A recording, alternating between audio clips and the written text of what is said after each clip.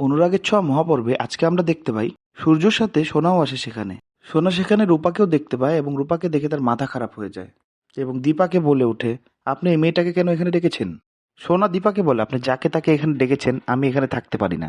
দীপা বলে তখন, মিটিংটা যেহেতু আমার, আমি এই দুই কোম্পানিকেই ডেকেছি, কাকে ডাকবো না ডাকবো সেটা আমার ব্যাপার। সূর্য বলে, হ্যাঁ ঠিকই আছে, এবং উর্মিও এগুলো দেখার জন্য সেখানে চলে আসে এবং মনে মনে বলে, ওষুধটা যদি দাদাইকে না খাওয়াতে পারি তাহলে দাদাইয়ের সব মনেও পড়ে যেতে পারে। ওয়েটার এসে খাবার অর্ডার করার কথা বললে সূর্য বলে ওঠে দীপাকে যেন চিনি না দেয়, দীপার চিনিতে অ্যালার্জি আছে। এটা শুনে দীপা অবাক হয়ে যায় এবং বলে, কিভাবে জানলেন আপনি ডক্টরবাবু যে আমি চিনি খাই না, আমার চিনিতে অ্যালার্জি রয়েছে?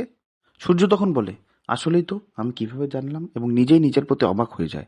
সোনা পরিস্থিতি দেখে বলে, আমি এখানে আর থাকবো না, এখানকার কোনো খাবারই আমি খাবো না। সূর্য তখন কিচেনে চলে যায় এবং নিজেই গিয়ে রান্না করা শুরু করে। সোনা তখন সূর্যকে বলে, বাবা এসব খাবার তো আমি খাই না। তখন সূর্য সোনাকে বলে, তুমি যদি এসব খাবার নাই খাও তাহলে কেন এলে এখানে? যখন সোনা রাগ করে সেখান থেকে চলে যেতে থাকে তখন উর্মি সোনাকে বলে, ওই মহিলার কাছে তোর বাবাকে ফেলে রেখে যাস না, ওই মহিলা কিন্তু খুব ডেঞ্জারাস, ক্ষতি করে দিতে পারে তোর বাবার। তাই সোনা আবার সেখানে যায়। দীপা সবার জন্য খাবার অর্ডার দেয়।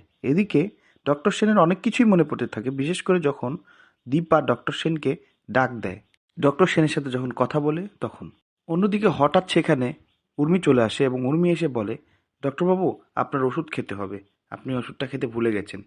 দীপা তখন উর্মিকে বলে ওঠে, যে ওষুধটা ডক্টরবাবু খায় সেই ওষুধ সম্বন্ধে আমার জানা উচিত, কারণ আমি তার সাথে ডিলিংস করতে যাচ্ছি। তখন হঠাৎ ধাক্কা লেগে দীপার হাতে গরম স্যুপ পড়ে যায় এবং দীপার হাত পুড়ে যায় এবং ডক্টরবাবু দীপাকে সহযোগিতা করতে থাকে। অজান্তেই দুজন দুজনের কাছে চলে আসে এবং এ দেখে তেলে বেগুনে জ্বলে ওঠে সোনা। ঠিক সেই সময় সেখানে উপস্থিত হয় মার্কেটের দুই গুন্ডা, যারা প্রতিশোধ নেওয়ার জন্য সেখানে আসে। দীপা তখন গুন্ডাগুলোকে বলে, আপনাদের লজ্জা করে না? একটা মেয়ের সাথে মার্কেটে ইপটিজিং করেছেন, আবার এখানে মারামারি করতে এসেছেন, আপনার বাড়িতে কি মা বোন নেই? উপস্থিত লোকেরা পরিস্থিতি না বুঝে সোনার উপরই গালমন্দ শুরু করে। দীপা তখন সবার উদ্দেশ্যে বলে, মেয়েদের ওপর আঙ্গুল তোলা সমাজের বৈশিষ্ট্য। তোমাদের মা বা বোনকে ভিডিও কল দিয়ে বলো তো, তোমরা যাকে ইফটিজিং করেছো তার বাবা তোমাকে মেরেছে, এখানে কি কোনো অন্যায় হয়েছে?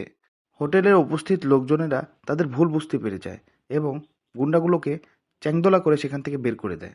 কিন্তু এসব দেখার পর সোনা তার মায়ের উপর রেগে যায়।